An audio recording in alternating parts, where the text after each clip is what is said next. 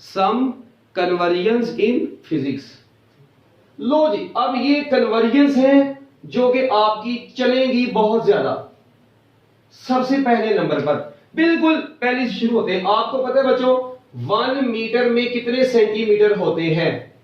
एक बात, 1 मीटर में कितने किलोमीटर होते हैं? ठीक है, इसी तरह 1 किलोग्राम में कितने ग्राम होते हैं?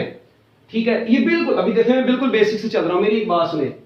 आप लोग देखें पहले इधर 1 मीटर है यानी लेफ्ट साइड, आपको पता है इक्वेशन बैलेंस उस वक्त होती है जब आप लोग क्या पढ़ते हैं, जब लेफ्ट हैंड साइड और राइट हैंड साइड इक्वल हो। इस वक्त देखें ये 1 मीटर है, ये सेंटीमीटर में किसके बराबर होगा? एक तो बात यहां से डन होगी कि देखें मीटर के साथ अब सेंटीमीटर आ गया है, इट मींस ये 1 अब 1 नहीं रहेगा। हम लोग इसको कैसे लिखेंगे? देखें हमने ये 1 मीटर है, हम चाहते हैं ये भी 1 मीटर बन जाए। सेंटी खत्म करना है, सेंटी को खत्म करने के लिए इसके साथ इसका उल्टी लगाना पड़ेगा, फिर ही खत्म होगा। तो सेंटी का उल्ट क्या होगा? सेंटी होता है 10 रेज़ टू पावर -2, इसका उल्ट क्या होगा बच्चों? इसका उल्ट होगा 10 रेज़ टू पावर +2। तो लो भी देखो, सेंटी को मारने के लिए उसका उल्ट उसके साथ लिख दे, तो इसका मतलब है ये आंसर कितना आ गया? 1 metre is equal to actually कितना आ गया? 100 centimetre. So this is your answer. So 1 metre is equal to 100 centimetre. इसी तरह ये देखें यहां पर 1 मीटर में कितने किलोमीटर? अब देखें किलो होता है 10 रेज़ टू पावर 3, तो किलो को खत्म करने के लिए इसके साथ क्या लगाना पड़ेगा? 10 रेज़ टू पावर -3। तो बच्चों 1 metre is equal to 10 raise to power -3 kilometre. ठीक है, तो मैं यहां पर कितना लिखूंगा? फिर ये आ जाएगा 1/1000। एक्चुअली 1 किलो ये आ जाएगा 1/1000 किलोमीटर। तो लो जी, आप लोगों के पास ये आंसर आ गया 1/1000 किलोमीटर। बिल्कुल बेसिक, मतलब ये यूनिट्स की कन्वर्जेंस है। ठीक है, अब 1 किलोग्राम को किलो कितना होता है? प्रीफिक्स लेफ्ट साइड पे है, अगर प्रीफिक्स लेफ्ट साइड पे तो उसी को आंसर साथ में लिख देंगे। हाँ जी, किलो कितना होता है? 10 रेज़ टू पावर 3। तो बच्चों आंसर कितना आ जाएगा? 1 kilogram is only equal to 1000 gram. ठीक है, तो 1 kg is equal to 1000 gram. तो बच्चों इसमें कोई मुश्किल चीज मेरे ख्याल नहीं थी। अच्छा, फिर आप लोगों के सामने आता होता है कई दफा सेंटीमीटर का स्क्वायर। तो बच्चों ये मैं आप लोगों को ऑलरेडी भी मतलब आपको बल्कि पता ही है कि सेंटीमीटर स्क्वायर का मतलब पता क्या होता है? सेंटीमीटर का होल स्क्वायर। अब सेंटी होता है 10 रेज़ टू पावर -2। ठीक है, साथ में मीटर आ गया और ये आ गया स्क्वायर।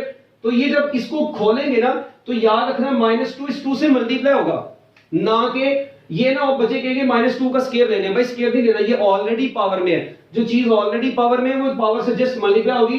तो 10 रेज़ टू पावर -4 और साथ में मीटर का भी स्क्वायर लेंगे तो वो आ जाएगा 10 raise to power -4 metre square. ठीक हो गया बच्चों?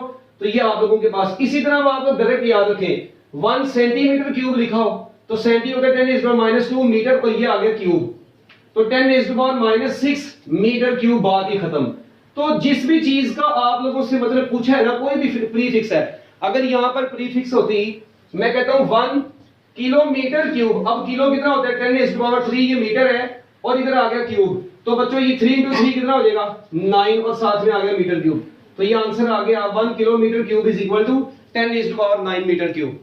ठीक है, तो बस ये आंसर आ गया, इसमें कोई मुश्किल चीज नहीं है। तो ये छोटी छोटी कन्वर्जेंस है जो कि आप लोगों को आनी चाहिए। इसी तरह आप देखना जरा, अब अगली बात मैं यहां पर जो करने लगा हूं, मैं आपको कहता हूं यार 1 किलोमीटर पर आवर। ठीक है, अब किलोमीटर पर आवर इसको आपने कन्वर्ट करना है मीटर पर सेकंड में। कैसे कन्वर्ट करना है? किलो होता है 10 रेज़ टू पावर 3, ये मीटर है। जो आवर होता है ना, ये 3600 सेकंड होता है। तो इसको मैं लिख सकता हूं 1000 मीटर ओवर 3600, साथ में आ गए सेकंड। तो ये से कटेगा, ये 2 जीरो से कट गए, 10/36 मीटर पर सेकंड बच गया। तो 10/36 को सोल्व कर ले, 10/36, तो 1 किलोमीटर पर आवर बराबर आ जाएगा कितना? ये बन जाएगा 5 कितना बनेगा? इसको 2 पर काट देना, तो ये बन जाएगा 5/18 मीटर पर सेकंड। इसको 2 पर काट देंगे तो इसका मतलब है 1 kilometre per hour is equal to 5/18 metre per second. बात खत्म। ओ भाई ठीक है, तो 1 kilometre per hour is equal to, तो जब भी किलोमीटर पर आवर से मीटर पर सेकंड में जाना, जस्ट 5/18 से मल्टीप्लाई करवाएं, बात खत्म। कोई टेंशन वाली बात नहीं है। ठीक है, ये भी एक बड़ी मशहूर कन्वर्जन थी जो कि मैंने आपको बता दी है। इसी तरह बच्चों एक कन्वर्जन है 1 डाइन। आपको पता है 1 dyne is equal to 10 raise to power -5 newton होता है। ये कैसे होता है? ये मैं जरा आपको इसका सॉल्यूशन एक मरतबा बता दूं। आप लोग देखें, एक बात याद रखनी है, मुझे ये बताओ SI यूनिट ऑफ फोर्स क्या है? दो लाइनें इसके लिए याद रखनी है पहले सबसे तो आप लोगों ने। एक याद रखनी है बच्चों SI unit of force, SI unit of force तो आंसर है न्यूटन, जो कि kilogram metre square per square second होता है, ये याद रखने वैसे ही। इसके बाद CGS यूनिट, ठीक है, मैं बताता हूं CGS क्या है। CGS यूनिट ऑफ फोर्स, ठीक है, CGS unit of force is equal to dyne, और डाइन होता है kilogram centimetre square per square second. ये पहले देख लें, SI unit of force is newton, ठीक है, CGS unit of force is dyne. अब इन दोनों में क्या फर्क है? SI unit is newton, CGS unit is dyne, ठीक है। CGS बोलते हैं, देखिए नाम से पता चल रहा है, CGS नाम से पता चल रहा है कि ये लेंथ को शो करता है सेंटीमीटर, ये G को शो करता है ग्राम, और ये सेकंड जो है टाइम को शो करता है। तो इसका मतलब CGS सिस्टम में लेंथ सेंटीमीटर में मेजर होती है, मैस ग्राम में मेजर होता है, टाइम सेकंड में मेजर होता है। अब मुझे एक बात बताओ, कुछ नहीं आपने करना, सिर्फ ये kilogram metre square, metre sorry यहां पर न्यूटन है तो न्यूटन में मीटर स्क्वायर नहीं आता, आपको पता ही है ना, वो तो एनर्जी में आता है ना। तो किलोग्राम मीटर पर स्क्वायर सेकंड, ये देखें जरा। अब ये आपके पास SI यूनिट ऑफ फोर्स आया, मुझे ये बताओ मैंने इस किलोग्राम को किस में कन्वर्ट करना है? हाँ जी, किलोग्राम आपको पता है 10⁻³ ग्राम होगा एक बार। उसके बाद ये मीटर को किस में कन्वर्ट करना है बच्चों? सेंटीमीटर में। तो 1 मीटर जो होता है आपको पता है 100 सेंटीमीटर होता है, ये भी आ गया। और ये S⁻², ये एज इट इज यहां पर रहेगा, इसको नहीं आप लोगों ने छेड़ना। तो अब देखें जरा, ये टोटल आ गया, यानी 1 किलोग्राम मीटर पर स्क्वायर सेकंड, इस पूरी चीज के बराबर आ गया। मैंने क्या काम किया? किलोग्राम को ग्राम में कन्वर्ट किया, मीटर को सेंटीमीटर में, सेकंड को एज इट इज रहने दिया। अब मुझे ये बताओ, ये 10⁻³ और ये 100 दोनों मल्टीप्लाई होकर कितने बन जाएंगे? तो बच्चों ये देखो, 1 किलोग्राम मीटर पर स्क्वायर सेकंड किसके बराबर आ गया? 10⁻³ को 100 से मल्टीप्लाई करवाएं 10⁻5, साथ में बच गया ग्राम सेंटीमीटर पर स्क्वायर सेकंड। तो बच्चों इस चीज को क्या बोलते हैं? न्यूटन नहीं बोलते। तो 1 न्यूटन इज इक्वल टू 10⁻5, और इसको क्या बोलते हैं? डाइन। तो बच्चों 1 न्यूटन किसके बराबर आ गया? 10⁻5 डाइन के बराबर आ गया। तो बच्चों 1 न्यूटन किसके बराबर आ गया? 10⁻5 डाइन के बराबर आ गया। इसमें कोई मुश्किल चीज ही नहीं थी। तो 1 डाइन इज इक्वल टू 10। अब ये पेपर में आपको सॉल्यूशन नहीं आना, ये जस्ट आपको कन्वर्ट करने का तरीका बताया है कि अब आप लोगों ने किसी भी एक सिस्टम ऑफ यूनिट से दूसरे में जाना है, आप लोग बड़ी आसानी से जा सकते हैं। फॉर एग्जांपल एक और आप लोगों के सामने मैं लिखता हूं, जिस तरह आपको पता है, पहले तो एक लाइन लिखने, दो लाइनें बल्कि लिखें। SI यूनिट ऑफ एनर्जी, ठीक है जी, SI unit of work done, SI unit of क्या नाम है अपना, work is joule.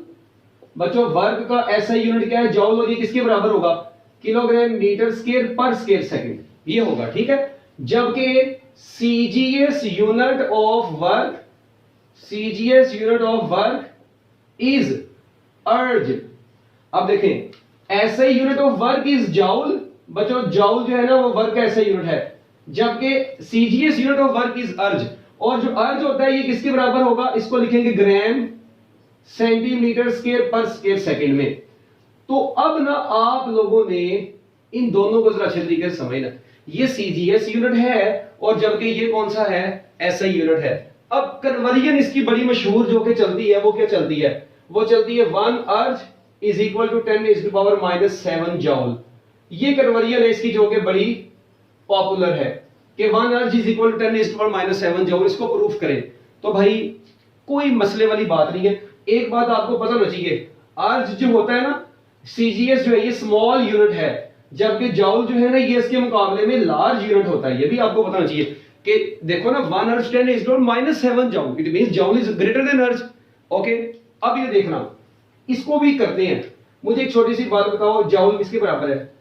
Kilogram metre square per square second. बस, कोई परेशानी वाली बात नहीं। किलोग्राम से हाँ जी किस में जाना है? ये क्या बन जाएगा? 10⁻³ ग्राम नंबर 1। फिर उसके बाद मीटर स्क्वायर से, यानी ये तो आ गया, इस पूरी चीज की जगह पर किलोग्राम को ओपन कर दिया, ये आ गया। मीटर स्क्वायर को किस में कन्वर्ट करना है? मीटर स्क्वायर को कन्वर्ट करना है सेंटीमीटर स्क्वायर में। 1 मीटर, देखो अब सेंटीमीटर, यहां पर क्या कहते हैं? 1 मीटर में 100 सेंटीमीटर थे। बच्चों यहां से 1 मीटर, अगर 1 मीटर में 100 सेंटीमीटर थे, मगर 1 मीटर स्क्वायर में कितने होंगे? तो 100 का स्क्वायर और साथ में आएगा सेंटीमीटर का स्क्वायर, यानी मैं इसको डायरेक्टली लिख दूंगा 10⁴ सेंटीमीटर का स्क्वायर। ये कैसे? देखो तो भाई 1 मीटर था 100 सेंटीमीटर। एक बात तो बच्चों 1 मीटर स्क्वायर किसके बराबर होगा? 100 का स्क्वायर सेंटीमीटर का स्क्वायर, और 100 का स्क्वायर ले लो तो वो 10⁴ सेंटीमीटर स्क्वायर बन जाएगा। तो ये वैसे भी आप लोग याद रखें, क्या याद रखेंगे कि 1 मीटर स्क्वायर किसके बराबर रहेगा? 10⁴ सेंटीमीटर स्क्वायर। और देखो ये सेंटीमीटर स्क्वायर को ओपन करो, ये इससे कट जाएगा, दोबारा जवाब 1 मीटर स्क्वायर ही बचेगा। तो ये भी अब आप लोगों ने याद रखना है, ठीक है? तो इसको जरा एक बार देख लें, 1 मीटर 100 सेंटीमीटर, तो 1 मीटर स्क्वायर, इसको मैं इरेज करने लगा, तो 1 मीटर स्क्वायर किसके बराबर होगा? 100 का स्क्वायर साथ में सेंटीमीटर स्क्वायर, तो 10⁴ सेंटीमीटर स्क्वायर आ गया, ठीक है? अब यहां पर ये आ गया, उसके बाद ये s की पावर -2 बच्चों ये एज इट इज यहां पर रही। अब आप लोग देखें ये पूरी चीज क्या है? ये है 1 जूल। अच्छा इन दोनों को ऐड कर दें, 10⁻³ और 4 को ऐड कर देंगे 10⁻7 gram centimetre square per square second बन गया, जो कि आपको पता है कि इससे बराबर है अर्ज के बराबर है। तो 1 जूल किसके बराबर आ गया बच्चों? 1 जूल आ गया 10⁻7 अर्ज। तो मुझे बताओ 1 अर्ज किसके बराबर होगा? 10⁻⁻7 जूल। पेपर में कन्वर्जन नहीं आनी, हाँ मगर एक सिस्टम ऑफ यूनिट से। आप देखें आपको पता है ये एमकेएस था, मीटर किलोग्राम सेकंड, ये एमकेएस है। एमकेएस से सीजीएस में गए हैं हम लोग, इसमें भी हम लोग एमकेएस से किसमें गए थे? सीजीएस में गए थे। तो बच्चों ये कन्वर्जन है एमकेएस से सीजीएस में जाने की। एमकेएस से मुराद क्या है? सीजीएस में बता दिया सेंटीमीटर ग्राम सेकंड, एमकेएस क्या है? मीटर किलोग्राम सेकंड, ठीक हो गया? तो ये एमकेएस और सीजीएस वगैरह का आप लोगों को पता होना चाहिए। तो ये था जी आप लोगों का आज का छोटा सा मतलब एक लेक्चर, जिसके अंदर हम लोगों ने ये सारी चीजें पढ़ी हैं। अब इसके बाद अभी हमारा मतलब थोड़ा सा टाइम है 10 मिनट का, तो हम लोग ना कुछ यूनिट्स और भी स्टडी कर लेते हैं, कन्वर्जन्स है कुछ और भी, उनको देख लेते हैं। इधर लिखता हूं मैं क्योंकि ये पहले का लिखा हुआ है। अच्छा अब जिस तरह आप लोगों ने अभी तो सीजीएस से अर्ज में मतलब उसमें गए, सीजीएस से एमकेएस में, अगर मैं अब आप लोगों को वैसे ही एक चीज कहता हूं जी, मुझे बताओ 70 डाइन, अब इसको कन्वर्ट करना है 70 डाइन पर सेंटीमीटर को, ये कौन सा यूनिट है? आप देखिए ये ओवरऑल है सीजीएस।